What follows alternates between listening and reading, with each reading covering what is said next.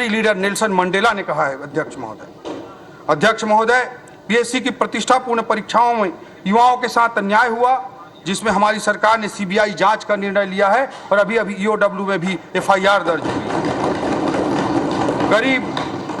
गरीब किसान, युवा और महिला, चार जो हमारे केंद्र बिंदु हैं, उन्हें केंद्र बिंदु में रखते हुए इन्हें ऊर्जा और सही दिशा और अवसर प्रदान करके हम प्रदेश की आर्थिक उन्नति में इनकी सहभागिता सुनिश्चित करेंगे। ये हमारी सरकार की प्रतिबद्धता है। अध्यक्ष महोदय, दूसरा जो पिलर है वह है तकनीक आधारित रिफॉर्म और सुशासन से तीव्र आर्थिक विकास को सुनिश्चित करना। अध्यक्ष महोदय, rapid economic growth through technology driven reforms and governance. अध्यक्ष महोदय, आज दुनिया artificial intelligence, data analytics, comprehensive system development, satellite based communication जैसे उच्च स्तरीय तकनीकों से संचालित हो रही है। हम शासन और प्रशासन में तकनीक के इस्तेमाल पर पूरा जोर देंगे। इससे नागरिक सुविधाओं में पारदर्शिता आएगी और समस्याओं का तीव्र समाधान भी होगा। अध्यक्ष महोदय, इससे हम मोदी जी के न खाऊंगा न खाने दूंगा की भावना को चरितार्थ कर पाएंगे। अध्यक्ष महोदय, पिछली सरकार द्वारा कोयले पर तकनीक आधारित ऑनलाइन रॉयल्टी सिस्टम को हटाकर लाल फीताशाही आधारित मैनुअल सिस्टम लागू किया गया था।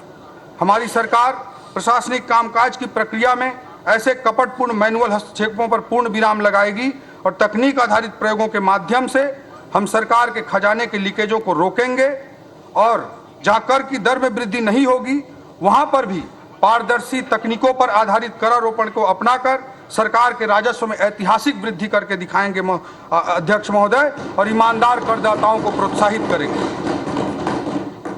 अध्यक्ष महोदय, हमने पूरी ईमानदारी के साथ प्रत्येक विभाग के साथ चर्चा करते हुए प्रयास किया कि कहां-कहां तकनीकों के इस्तेमाल को बढ़ावा दिया जा सकता है, कहां-कहां तकनीकों के इस्तेमाल से सरकार के लीकेजों को रोका जा सकता है, जनता को अधिकाधिक सुविधाएं दी जा सकती हैं। इसका हमने बहुत गहन अध्ययन किया और इस बजट में मुझे सदन को बताते हुए बड़ा हर्ष हो रहा है अध्यक्ष महोदय कि विभिन्न विभागों के टेक्नोलॉजिकल इंटरवेंशन के लिए ही कुल मिलाकर 266 करोड़ रुपए का आर्थिक प्रावधान किया गया है, जिससे सुशासन और पारदर्शिता को हम सुनिश्चित कर सकें। अध्यक्ष महोदय, तकनीकी पर आधारित ये रिफॉर्म और ये सुशासन, ये जो रिफॉर्म्स होंगे और ये गवर्नेंस होंगे, यही हमारे जीडीपी के केवल 5 साल में 2 गुना तक लक्ष्य जो हमारा है 5 लाख करोड़ के जीएसडीपी से 10 लाख करोड़ के जीएसडीपी तक पहुंचने का, उसका आधार होगा तकनीकी आधारित रिफॉर्म्स और गुड गवर्नेंस। उसी के माध्यम से हम अपनी जीडीपी को आने वाले 5 सालों में दुगना करके दिखाने की बड़ी चुनौती को स्वीकार की है। अध्यक्ष महोदय, तीसरा हमारा पिलर है अधिकतम कैपेक्स, पूंजीगत व्यय को अधिकाधिक सुनिश्चित करना। अध्यक्ष महोदय, किसी भी विकासशील अर्थव्यवस्था के उच्च विकास दर के लिए पूंजीगत व्यय को आधार स्तंभ माना जाता है। अध्यक्ष महोदय, आर्थिक अध्ययन कहता है कि 100 रुपए का पूंजीगत व्यय हम करते हैं तो जीएसडीपी में 247 रुपए की वृद्धि होती है। इसलिए किसी भी विकासशील अर्थव्यवस्था के लिए बहुत जरूरी होता है कि उसके कैपेक्स में अधिकाधिक वृद्धि की जाए। इस बजट में तमाम चुनौतियों के बाद भी हम पूंजीगत व्यय के प्रावधान में गत वर्ष की तुलना में 20% की वृद्धि करने का काम किए हैं। अध्यक्ष महोदय, जबकि पिछले 5 सालों में औसतन आप देखेंगे तो कैपेक्स में वृद्धि 5 सालों के औसत में 12% रही है, जबकि इस बजट में हम 20% की कैपेक्स वृद्धि का महत्वाकांक्षी लक्ष्य लेकर इस बजट का निर्माण किए हैं।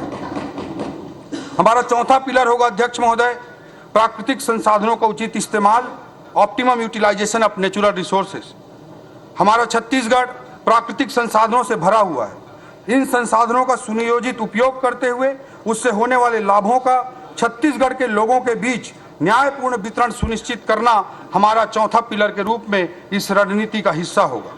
हमारा 5वां पिलर होगा अर्थव्यवस्था के सेवा क्षेत्र की नई संभावनाओं पर जोर। छत्तीसगढ़ के प्राकृतिक सौंदर्य के अनुरूप इको टूरिज्म सर्किट विकसित करना, 5 शक्ति पीठों को विकसित करके धार्मिक पर्यटन को बढ़ावा देना, आईटी सेक्टर की स्थापना, हेल्थ डेस्टिनेशन के रूप में छत्तीसगढ़ को विकसित करना, wedding destination, business tourism, conference destination जैसे नए उभरते संभावनाओं का लाभ प्रदेश को मिल सके, इसके लिए रोड मैप तैयार करें।